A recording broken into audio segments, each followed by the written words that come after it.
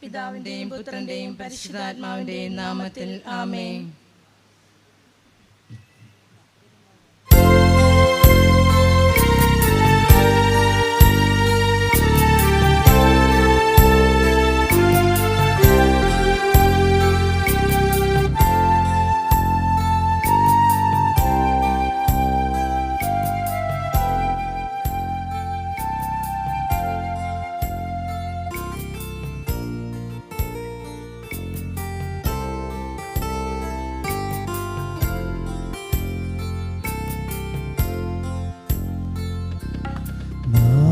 തോറും എൻ്റെ നാവേ പാടുമാതാവിൻ സ്തുതി. നാളുതോറും എൻ്റെ നാവേ പാടുമാതാവിൻ സ്തുതി. നീളെ നീളെ നൽപെരുന്നാൾ സ്നേഹമായി കൊണ്ടാടണം. നീളെ നീളെ നൽപെരുന്നാൾ സ്നേഹമായി കൊണ്ടാടണം. നാളുതോറും എൻ്റെ നാവേ പാടുമാതാവിൻ സ്തുതി. നീളെ നീളെ നൽപെരുന്നാൾ സ്നേഹമായി കൊണ്ടാടണം. നീളെ നീളെ നൽപെരുന്നാൾ സ്നേഹമായി കൊണ്ടാടണം.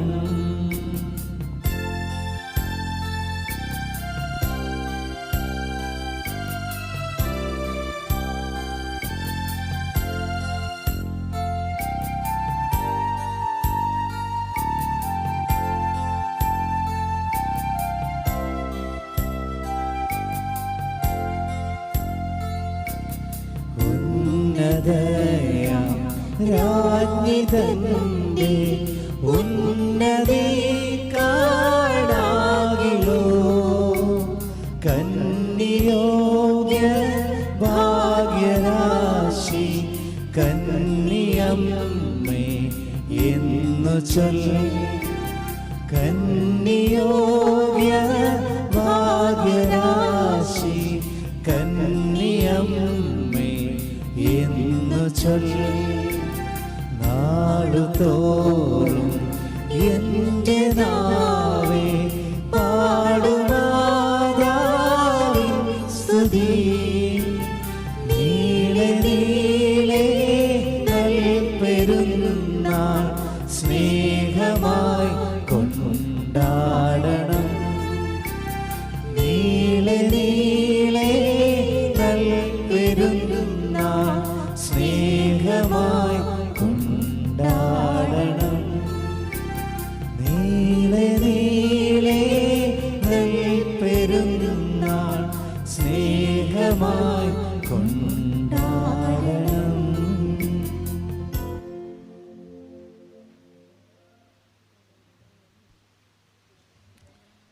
Praise the Lord. Ave Maria. ഇന്ന് മെയ് മാസം 10-ാം തീയതി മെയ് മാസ വണക്കത്തിൽ നമ്മൾ പ്രത്യേകമായിട്ട് ധ്യാനിക്കുന്നത് ഗബ്രിയേൽ ദൂതൻ ദൈവമാതാവിനെ സ്തുതിക്കുന്നത് സംബന്ധിച്ചാണ്. ഈ മെയ് മാസം മുഴുവനും നമ്മൾ പരിശുദ്ധ ദൈവമാതാവിൽ തിളങ്ങി വിളങ്ങിയ ഓരോരോ പുണ്യങ്ങളെക്കുറിച്ചും ദൈവമാതാവിൻ്റെ ജീവിതത്തിൽ നടന്നിട്ടുള്ള രക്ഷാകര സംഭവങ്ങളെക്കുറിച്ചുമാണ് നമ്മൾ ധ്യാനിക്കുന്നത്. എന്തിനു വേണ്ടിയിട്ടാണ് നമ്മൾ ഈ ഒരു വണക്കമാസത്തിൽ ഏറെ പ്രത്യേകമായിട്ട് ദൈവമാതാവിനെക്കുറിച്ച് ധ്യാനിക്കുന്നത്? കാരണം നമ്മൾ ആരുമല്ല ഈ ഒരു സ്തുതിപ്പ് വണക്കം ആരംഭിച്ചത്. അത് ത്രിത്വിക ദൈവത്തിൻ്റെ അറിവോട് കൂടിയിട്ടാണ് ഈ ഒരു വണക്കം ആരംഭിക്കുന്നത്. അതേ സംബന്ധിച്ചാണ് ഇന്ന് നമ്മൾ മെയ് മാസം 10-ാം തീയതി പ്രത്യേകമായിട്ട് ധ്യാനിക്കുന്നത്. ഞാൻ നേരത്തെ സൂചിപ്പിച്ചതുപോലെ ഗബ്രിയേൽ ദൈവദൂതൻ ദൈവമാതാവിനെ സ്തുതിക്കുന്നത് സംബന്ധിച്ചാണ് ഈ ദിവസം നമ്മൾ പ്രത്യേകമായിട്ട് ധ്യാനിക്കുന്നത്. അതിൽ തന്നെ ഒന്നാമതായിട്ട് ദൈവ മാതാവ് പ്രാപിച്ച ദൈവിക വരങ്ങളെക്കുറിച്ചാണ് ഗബ്രിയേൽ ദൂതൻ സ്തുതിക്കുന്നത്. രണ്ടാമതായിട്ട് സർവേശ്വരൻ്റെ മുമ്പിൽ സർവേശ്വരുമായി പ്രാപിച്ച ഐക്യത്തെക്കുറിച്ചാണ് ധ്യാനിക്കുന്നത്. മൂന്നാമതായിട്ട് സകല സൃഷ്ടികളിലും ഉന്നതമായ സ്ഥാനം വഹിക്കുന്ന ദൈവമാതാവിനെ കുറിച്ചാണ് ഈ വണക്കവായനയിൽ നമ്മൾ ധ്യാനിക്കുന്നത്. ഒന്നാമതായിട്ട് ഗബ്രിയേൽ ദൂതൻ ദൈവമാതാവിനെ സ്തുതിക്കുമ്പോൾ ഇപ്രകാരമാണ് അഭിവാദനം ചെയ്യുന്നത്: കൃപ നിറഞ്ഞ മറിയമേ സ്വസ്തി. നമുക്കറിയാം, ബൈബിളിൻ്റെ പുതിയ നിയമത്തിലെ മൂലഭാഷ എന്ന് പറയുന്നത് ഗ്രീക്കാണ്. ഗ്രീക്കിൽ നിന്ന് ഒറിജിനൽ മൂലഭാഷയിൽ നിന്ന് തർജ്ജമ ചെയ്യുമ്പോൾ ഈ 3 വാക്കുകളും ഒന്നിച്ചാണ് അവിടെ എഴുതിയിരിക്കുന്നത്. കൃപ നിറഞ്ഞ മറിയമേ നിനക്ക് സമാധാനം, കർത്താവ് നിന്നോട് കൂടെ, സ്ത്രീകളിൽ നീ അനുഗ്രഹീതയാകുന്നു. ഈ 3 വാക്കുകളും വാക്യങ്ങളും ഒന്നിച്ചു ചേർത്താണ് ഗ്രീക്ക് ഭാഷയിൽ എഴുതിയിരിക്കുന്നത്. നമ്മൾ മലയാളത്തിലോട്ട് തർജ്ജമ ചെയ്തപ്പോൾ ഈ സ്ത്രീകളിൽ അനുഗ്രഹീതയായി ആണ് എന്നുള്ളൊരു പദം ലൂക്കായുടെ സുവിശേഷം 1:45 മാറി. എലിസബത്ത് പരിശുദ്ധ മാതാവിനെ പ്രത്യപാനം ചെയ്യുമ്പോൾ പറയുന്ന ഒരു വാക്കായിട്ടാണ് സുവിശേഷത്തിൽ ഇത് ചേർത്തിരിക്കുന്നത്. അപ്പോൾ ഒന്നാമതായിട്ട് ഗബ്രിയേൽ ദൂതൻ ദൈവമാതാവിനെ വണങ്ങുന്നത് ഇപ്രകാരമാണ്: കൃപ നിറഞ്ഞ മറിയമേ സ്വസ്തി. ഇവിടെ ഗബ്രിയേൽ ദൂതൻ ത്രിത്വേക ദൈവത്തിൻ്റെ സ്ഥാനപതിയായിട്ടാണ് ദൈവമാതാവിൻ്റെ മുമ്പിൽ വന്ന് ദൈവപിതാവിൻ്റെ മനസ്സിലുള്ള ആ ഒരു ദൈവമാതാവിനെ കുറിച്ചുള്ള ഉൾക്കാഴ്ച ദൈവമാതാവിനോട് പങ്കുവയ്ക്കുന്നത്. നീ കൃപ നിറഞ്ഞവളാണ്. നമ്മളും മരിയൻ ഉടമ്പടിയെടുത്ത് പ്രാർത്ഥിക്കുന്നവരാണ്. കൃപയാൽ നമ്മൾ നിറയപ്പെടുമ്പോഴാണ് നമ്മുടെ ജീവിതത്തിൽ അത് ദൈവത്തിൻ്റെ സാന്നിധ്യമായും കൂടെ സഞ്ചരിക്കുന്ന അടയാളമൊക്കെ ആയിട്ട് പ്രവർത്തിച്ചിട്ട് വലിയ ദൈവാനുഭവങ്ങൾ നമുക്ക് ലഭിക്കുന്നത്. ഇവിടെ ദൈവമാതാവിനെ അഭിവാദനം ചെയ്യുന്നത് കൃപ നിറഞ്ഞവളെ എന്നാണ്. ഇതിൻ്റെ അർത്ഥം ദൈവ തിരുസന്നിധിയിൽ ഒരു വ്യക്തി കൃപയാൽ നിറയപ്പെടാനാണ് ഉടമ്പടി എടുത്ത് നമ്മളും പ്രാർത്ഥിക്കുന്നത്. ലൂക്കായുടെ സുവിശേഷം 12-ാം അധ്യായത്തിൽ ദൈവ തിരുസന്നിധിയിൽ സമ്പന്നനാകാതെ തനിക്ക് വേണ്ടി മാത്രം സമ്പത്ത് ശേഖരിച്ചു വെക്കുന്ന ഭോഷനായ ഒരു ധനികനെ കുറിച്ച് പ്രതിപാദിക്കുന്നുണ്ട്. അവൻ അറപ്പുറകളൊക്കെ പൊളിച്ച് വലുതാക്കി കിട്ടിയ ധാന്യമൊക്കെ ശേഖരിക്കാൻ വീണ്ടും വീണ്ടും അറപ്പുരകൾ വലുതാക്കുമ്പോൾ ദൈവം അവനോട് ചോദിക്കുന്നുണ്ട്: ഭോഷ, ഈ രാത്രി നിന്റെ ജീവനെ ഞാൻ എടുത്താൽ ഈ സമ്പാദിച്ച് വെച്ചിരിക്കുന്നതൊക്കെ ആരുടേതാകും? നമ്മളും ഇതേപോലെയാണ്. ആരുടേതാകും എന്ന ആ ഒരു ചോദ്യചിഹ്നം നമ്മളോട് തന്നെ ഓരോരുത്തരും ചോദിക്കണം. വെട്ടിപ്പിടിച്ച്, അതായത് നേരായ മാർഗത്തിലൂടെ അല്ലാതെയും മറ്റുള്ളവർക്ക് സഹായം കൈനീട്ടുമ്പോൾ അവരെ സഹായിക്കാതെയും ഒക്കെ ഞാനെല്ലാം വെട്ടിപ്പിടിച്ച് വെച്ചിരിക്കുന്നവ, എൻ്റെ ആത്മാവിനെ ഇന്ന് ദൈവം വിളിച്ചാൽ അത് ആരുടേതാകും?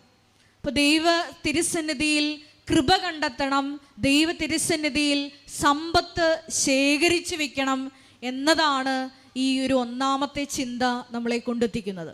നമുക്കറിയാം, മരിയൻ ഉടമ്പടിയിൽ വലിയ നിബന്ധനകളൊക്കെ നമ്മൾ പാലിക്കുന്നവരാണ്. ഈ നിബന്ധനകളൊക്കെ ദൈവമാതാവിനെ സ്തുതിച്ചുകൊണ്ട്, ദൈവമാതാവിനെ മഹത്വപ്പെടുത്തിക്കൊണ്ട് നമുക്കും വലിയ സ്വർഗത്തിൽ നിക്ഷേപം കരുതി വയ്ക്കാനുള്ള വലിയ വിളിയാണ്. പ്രേക്ഷിത പ്രവർത്തനങ്ങളിലൂടെയും എല്ലാം നിങ്ങൾ ഒരു വ്യക്തിയെ കൃപാസനം എന്ന പരിശുദ്ധ അമ്മ പ്രത്യക്ഷപ്പെട്ട ഈ ആലയത്തിലോട് ക്ഷണിക്കുമ്പോൾ നമുക്കറിയാം, അത് ദൈവമാതാവിൻ്റെ സ്വന്തം ഭവനത്തിലോട്ടാണ് ഒരു വ്യക്തിയെ നിങ്ങൾ ക്ഷണിക്കുന്നത്. ആ വ്യക്തി വീണ്ടും സാക്ഷ്യം പ്രാപിച്ച് അവർ വലിയ സാക്ഷികളായി ലോകത്തിന് മുമ്പിൽ ഉയരുമ്പോൾ ദൈവ തിരുസന്നിധിയിൽ നിങ്ങളുടെ സമ്പത്താണ് വർദ്ധിക്കുന്നത്. അല്ലാതെ നമുക്ക് വേണ്ടി തന്നെ ജീവിച്ച് നമ്മുടെ കുഞ്ഞുങ്ങൾ, നമ്മുടെ ബന്ധപ്പെട്ടവർ അങ്ങനെ മാത്രം ആലോചിച്ച് ചിന്തിച്ച് പ്രവർത്തിച്ചു വരുമ്പോൾ നിങ്ങൾക്ക് ദൈവ തിരുസന്നിധിയിൽ സമ്പന്നരാകാൻ പറ്റില്ല. അതുകൊണ്ടാണ് മത്തായിയുടെ സുവിശേഷം 5-ാം അധ്യായം 47-ാം തിരുവചനത്തിൽ ഈശോയുടെ വചനം ഇപ്രകാരം നമ്മളോട് പറയുന്നത്. അതായത്, വിശേഷവിധിയായി നിങ്ങൾ എന്താണ് ചെയ്യുന്നത്? നിങ്ങളെ അഭിവാദനം ചെയ്യുന്നവരെ മാത്രം അഭിവാദനം ചെയ്താൽ ദൈവ തിരുസന്നിധിയിൽ നിങ്ങൾക്ക് എന്ത് പ്രതിഫലമാണുള്ളത്? അപ്പോൾ അതുകൊണ്ട് തന്നെയാണ് നിങ്ങൾ ഉടമ്പടി എടുത്ത് പ്രാർത്ഥിക്കുമ്പോൾ നിങ്ങളോട് പറയുന്നത്, കാരുണ്യ പ്രവൃത്തികളും അതുപോലെ തന്നെ മറ്റുള്ളവരെ സഹായിക്കുന്നതിൽ നിങ്ങളുമായിട്ട് യാതൊരു ബന്ധമില്ലാത്തവർക്ക് ചെയ്യുന്നത്, അത് ഈശോയുടെ നാമത്തെ പ്രതിയാണ് ചെയ്യേണ്ടത്. അപ്പോൾ നമുക്കും ദൈവത്തിരുസന്നിധിയിൽ സമ്പന്നരാകാൻ പറ്റും. രണ്ടാമതായിട്ട് നമ്മൾ ധ്യാനിക്കുന്നത് ഗബ്രിയേൽ ദൂതൻ ദൈവമാതാവിനെ വണങ്ങുമ്പോൾ, സ്തുതിക്കുമ്പോൾ ദൈവമാതാവിനോട് പറയുന്നത് ഇപ്രകാരമാണ്: കർത്താവ് നിന്നോട് കൂടെയെന്ന്. മരിയൻ ഉടമ്പടിയെടുത്ത് പ്രാർത്ഥിക്കുന്ന ഒരുപാട് മക്കളാണ് തങ്ങളുടെ ജീവിതത്തിൽ ദൈവപിതാവിൻ്റെയും ദൈവമാതാവിൻ്റെയൊക്കെ നേർ സാന്നിധ്യം അനുഭവിച്ചറിഞ്ഞുകൊണ്ട് ഈ അൾത്താരയിൽ സാക്ഷ്യം പറഞ്ഞിട്ടുള്ളത്. എങ്ങനെയാണ് കർത്താവിനെ നമുക്ക് കൂടെ നിർത്താൻ സാധിക്കുന്നത്? അത് വിശുദ്ധി കൂടാതെ ദൈവത്തെ കാണാൻ, ദൈവത്തെ പ്രാപിക്കാൻ ആർക്കും സാധ്യമല്ല. അതുകൊണ്ട് തന്നെയാണ് 2 ആഴ്ച കൂടുമ്പോൾ ഈ മരിയൻ ഉടമ്പടിയിൽ കുമ്പസാരിച്ച് നിങ്ങൾ ഒരുങ്ങി വേണം ഉടമ്പടി നിബന്ധനകളുമായിട്ട് മുന്നോട്ട് പോകണം എന്ന് നമ്മളൊരു നിബന്ധന ആഡ് ചെയ്തിട്ടുള്ളത്. ഒപ്പം തന്നെ ഈ കാരുണ്യ പ്രവർത്തികളും പ്രേക്ഷിത പ്രവർത്തനങ്ങളും ഒക്കെ ചെയ്യുമ്പോൾ നമുക്കറിയാം, പാപത്തിൻ്റെ അളവ് കൂടുമ്പോൾ പുണ്യപ്രവർത്തികൾ നിങ്ങൾ കൂട്ടിക്കൊടുക്കണം. ഇങ്ങനെ പുണ്യപ്രവർത്തികൾ കൂടുമ്പോൾ പാപം പതുക്കെ പതുക്കെ കുറഞ്ഞു കുറഞ്ഞ് നമ്മുടെ ആത്മാവ് കൂടുതൽ പുണ്യപൂരിതമാകും. അതുപോലെ തന്നെ അക്രൈസ്തവരായി സംബന്ധിച്ചിടത്തോളം വിശുദ്ധ പൗലോസ് അപ്പോസ്തലൻ റോമാക്കാർക്ക് എഴുതിയ ലേഖനത്തിൽ 2-ാം അധ്യായം നിങ്ങളൊന്ന് എടുത്ത് വായിക്കണം. അവിടെ ഇപ്രകാരം എഴുതി വെച്ചിട്ടുണ്ട്. റോമ 2:15, 2-ാം അധ്യായം 15-ാം തിരുവചനത്തിൽ അവരെ സംബന്ധിച്ചിടത്തോളം അവരുടെ മനസാക്ഷിയിൽ കർത്താവ് ലിഖിതമായ നിയമം കൊടുത്തിട്ടുണ്ട്. വിജാതിയരെ സംബന്ധിച്ചിടത്തോളം, അതായത് നിങ്ങൾക്കൊരു കൂദാശ ജീവിതം നയിക്കാൻ പറ്റാത്തവരെ സംബന്ധിച്ചിടത്തോളം അവരുടെ മനസാക്ഷിയിൽ ദൈവം നിയമം രേഖപ്പെടുത്തി വെച്ചിട്ടുണ്ട്. ആ മനസാക്ഷിക്ക് ഒത്തവിധം നിങ്ങളും ജീവിതം ക്രമപ്പെടുത്തി നിങ്ങളുടെ ജീവിതത്തെ പുനഃക്രമീകരിച്ച് കഴിയുമ്പോൾ തീർച്ചയായിട്ടും കർത്താവ് നമ്മളോട് കൂടെ നിൽക്കും. അങ്ങനെ കർത്താവ് കൂടെ നിന്ന അനേകായിരം മക്കളാണ് പുറപ്പാട് 14:14 അനുസരിച്ചുകൊണ്ട് കർത്താവ് ഞങ്ങൾക്ക് വേണ്ടി യുദ്ധം ചെയ്തു എന്ന് പറഞ്ഞ് വലിയ സാക്ഷ്യങ്ങൾ ഈ അൾത്താരയിൽ പങ്കുവച്ചിട്ടുള്ളത്. ഇങ്ങനെ കർത്താവിനെ കൂടെ നിർത്തുന്നതുകൊണ്ട് ഈ സാക്ഷ്യാനുഭവം മാത്രമല്ല, കർത്താവിൻ്റെ മനസ്സ് നമുക്ക് വായിച്ചെടുക്കാൻ പറ്റുമെന്നാണ് വിശുദ്ധ പൗലോസ് അപ്പോസ്തലൻ കൊരിന്തോസുകാർക്ക് എഴുതിയ ലേഖനത്തിൽ പറഞ്ഞു വെക്കുന്നത്. കൊരിന്തോസുകാർക്ക് എഴുതിയ ലേഖനത്തിൽ 6-ാം അധ്യായം 17-ാം തിരുവചനത്തിൽ പ്രകാരം നമ്മൾ വായിക്കുന്നുണ്ട്: കർത്താവുമായി സംയോജിക്കുന്നവൻ അവിടുത്തോടു കൂടെ ഏക ആത്മാവായി തീരുന്നു എന്നാണ് പറയുന്നത്. അതായത് കർത്താവുമായിട്ട് നമ്മൾ സംയോജിച്ച് കഴിയുമ്പോൾ ഈശോയുടെ മനസ്സ് നമുക്ക് വായിച്ചെടുക്കാൻ പറ്റും. വരാൻ പോകുന്ന കാര്യങ്ങളും ഈശോയുടെ ഒരു വിഷയത്തെ പറ്റിയുള്ള ഹിതം എന്താണെന്നും ഒരു വ്യക്തിക്ക് വായിച്ചെടുക്കാൻ പറ്റും. അതാണ് 1 കൊരിന്തോസ് 2:16 തിരുവചനത്തിൽ നമ്മൾ വായിക്കുന്നത്: ഞങ്ങളാകട്ടെ ക്രിസ്തുവിൻ്റെ മനസ്സ് അറിയുന്നു. ഇത് ഒരിക്കലും ലൗകിക മനുഷ്യന് സാധിക്കില്ല. കാരണം ലൗകിക മനുഷ്യന് ദൈവാത്മാവിൻ്റെ ദാനങ്ങൾ അത് ഭോഷത്വമാണ്. പക്ഷേ ആത്മീയ മനുഷ്യനെ സംബന്ധിച്ചിടത്തോളം അവൻ എല്ലാ കാര്യങ്ങളും വിവേചിച്ചറിഞ്ഞ് കൃപാപൂർണമായൊരു ജീവിതം അവൻ ക്രമപ്പെടുത്തും. അവനെ സംബന്ധിച്ചിടത്തോളം അവന് ദൈവത്തിൻ്റെ മനസ്സ് വായിച്ചെടുക്കാൻ പറ്റും. കാനായിലെ വിവാഹ വിരുന്നിൽ ദൈവമാതാവിൻ്റെ മധ്യസ്ഥതയിൽ സംഭവിക്കുന്ന ആദ്യത്തെ അത്ഭുതം ഇതിനൊരു അടയാളമാണ്. ഇവിടെ ദൈവമാതാവ് ദൈവപിതാവിൻ്റെ, ഈശോയുടെ, പരിശുദ്ധാത്മാവിൻ്റെ, അതായത് ത്രിത്വൈക ദൈവത്തിൻ്റെ മനസ്സ് വായിച്ചെടുക്കുന്നുണ്ട്. ദൈവമഹത്വം വെളിപ്പെടുത്തുന്നതിന് വേണ്ടി പ്രവർത്തിക്കേണ്ട അത്ഭുതത്തിൻ്റെ സമയം ഇതാണെന്ന് ദൈവമാതാവ് വിവേചിച്ചറിയുന്നു. അതുകൊണ്ടാണ് അവൾ പുത്രനോട് അഭ്യർത്ഥിക്കുന്നത് അവർക്ക് വീഞ്ഞില്ല എന്ന്. അവിടെ സമയമായിട്ടില്ല എന്ന് പറയുമ്പോഴും ദൈവമാതാവ് പറയുന്ന പ്രകാരമാണ് അവൻ പറയുന്നത് പോലെ ചെയ്യുവിൻ. ഇങ്ങനെ അവൻ പറയുന്നത് പോലെ ചെയ്തുകൊണ്ട് നമ്മുടെ ജീവിതത്തെയും പുനഃക്രമീകരിച്ച് കഴിയുമ്പോൾ നമുക്കും ഈശോയുടെ മനസ്സ് വായിച്ചെടുക്കാൻ പറ്റും. അങ്ങനെ ദൈവമാതാവിനെ പോലെ പരിശുദ്ധാത്മാവിൻ്റെ ആലയമായി നമ്മുടെ ഹൃദയങ്ങളെയും രൂപാന്തരപ്പെടുത്താൻ പറ്റും. മൂന്നാമതായിട്ട് നമ്മൾ ധ്യാനിക്കുന്നത്, ഇങ്ങനെ ദൈവമാതാവിനെ ഗബ്രിയേൽ ദൂതൻ സ്തുതിക്കുമ്പോൾ ദൈവമാതാവിനോട് ഗബ്രിയേൽ ദൂതൻ പറയുന്ന പ്രകാരമാണ്: നീ സ്ത്രീകളിൽ അനുഗ്രഹിക്കപ്പെട്ടവളാകുന്നു. സ്ത്രീകളിൽ ഏറ്റവും അനുഗ്രഹീതയാണ് ദൈവമാതാവെന്ന് നമ്മളും ജപമാല പ്രാർത്ഥനയിൽ ആവർത്തിച്ച് ഉച്ചരിച്ച് പ്രാർത്ഥിക്കുന്നുണ്ട്. എങ്ങനെയാണ് ദൈവമാതാവ് സ്ത്രീകളിൽ മാത്രമല്ല ഈശോയുടെ മനുഷ്യ സൃഷ്ടികളിൽ ഏറ്റവും ഉന്നതയായി മാറുന്നത്? ഉൽപ്പത്തി പുസ്തകത്തിൽ നമ്മൾ വായിക്കുന്നുണ്ട്, ആദ്യ മനുഷ്യൻ ആദവും പിന്നെ അവളുടെ ആദത്തിൻ്റെ ഭാര്യ ഹവ്വ. ഈ ഹവ്വായ്ക്ക് സംഭവിച്ചത് എന്താണ്? ഹവ്വ പിശാചിൻ്റെ വാക്കുകേട്ട് ദൈവകൽപ്പനയ്ക്കെതിരായി, ദൈവസ്നേഹത്തിന് എതിരായി പ്രവർത്തിച്ചു. സർപ്പത്തിൻ്റെ വാക്കുകേട്ട് തിന്നരുതെന്ന് പഴം അവൾ തിന്നാൻ ഭർത്താവിനെ പ്രേരിപ്പിക്കുകയും ദൈവസ്നേഹത്തിനെതിരായി പ്രവർത്തിക്കുകയും ചെയ്തു. പാപം ഈ ലോകത്തിൽ എൻ്റർ ചെയ്യാൻ, അതായത് പ്രവേശിക്കാൻ ഒരു വഴിയൊരുക്കുകയും ചെയ്തു. ദൈവമാതാവ് എന്താണ് ചെയ്തത്? ദൈവമാതാവ് പാപത്തിനെതിരായിട്ടുള്ള യുദ്ധത്തിൽ ദൈവപിതാവിൻ്റെ ആ മനസ്സ് അറിഞ്ഞുകൊണ്ട് രക്ഷകൻ്റെ അമ്മയാകാൻ, അതായത് ലോകം മുഴുവൻ്റെയും പാപപരിഹാരമായി ബലിയാൻ പോകുന്ന ആ ദൈവപുത്രനെ ഉദരത്തിൽ സംവഹിക്കാൻ ദൈവപിതാവിൻ്റെ ആ ഒരു കൽപ്പനയോട് ആമേൻ പറഞ്ഞു. അങ്ങനെ അവൾ പുതിയ ഹവ്വായായി മാറി. അങ്ങനെ അവൾ സ്ത്രീകളിൽ കൂടുതൽ അനുഗ്രഹീത, ഏറ്റവും അനുഗ്രഹീത മനുഷ്യ സൃഷ്ടികളിൽ ഏറ്റവും സമുന്നതമായ പദവി വഹിക്കുന്ന ആളായി സ്വർഗത്തിലും ഭൂമിയിലും ഉയർത്തപ്പെട്ടു. നമ്മളും ദൈവമാതാവിൻ്റെ മധ്യസ്ഥം തേടി പ്രാർത്ഥിക്കുമ്പോൾ, ദൈവമാതാവിന് വലിയ മഹത്വം കൊടുക്കുമ്പോൾ, നമ്മളും ഇതേപോലെ തന്നെ നാരകീയ ശക്തികളുടെ ആ ഒരു പോരാട്ടത്തിലാണെന്നുള്ള കാര്യം നമ്മൾ മറന്നു പോകരുത്. ഇങ്ങനെ കാരുണ്യ പ്രവർത്തികൾ ചെയ്യുമ്പോഴും പ്രേക്ഷിത പ്രവർത്തനങ്ങളൊക്കെ ചെയ്യുമ്പോഴും പാപത്തിനെതിരായി ഈശോയുടെ രക്തം ഈ ഭൂമിയിൽ ചിന്തപ്പെട്ടിട്ടുണ്ടെങ്കിൽ അതിനെതിരായിട്ടുള്ള പ്രതികാര നടപടിയായിട്ടാണ് നമ്മളും മിഷൻ പ്രവർത്തനങ്ങളുമായിട്ട് മരിയൻ ഉടമ്പടി എടുത്തുകൊണ്ട് നമ്മുടെ ഭവനങ്ങളിൽ നിന്ന് ഇറങ്ങി പ്രവർത്തിക്കുന്നത്. അതുകൊണ്ട് തന്നെ നാളിതുവരെ കൃപാസനത്തിൽ വന്ന് മരിയൻ ഉടമ്പടി എടുത്ത് പറിച്ചു പോയിട്ടുള്ള എല്ലാ മക്കളും ഒന്ന് മനനം ചെയ്യേണ്ട ഒരു സമയമാണിത്.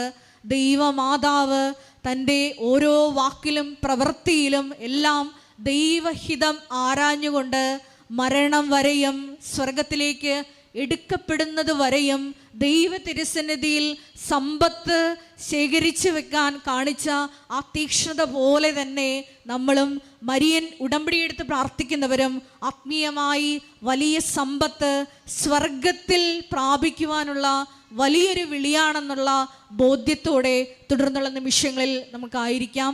എല്ലാവരെയും ദൈവം അനുഗ്രഹിക്കട്ടെ. Ave Maria.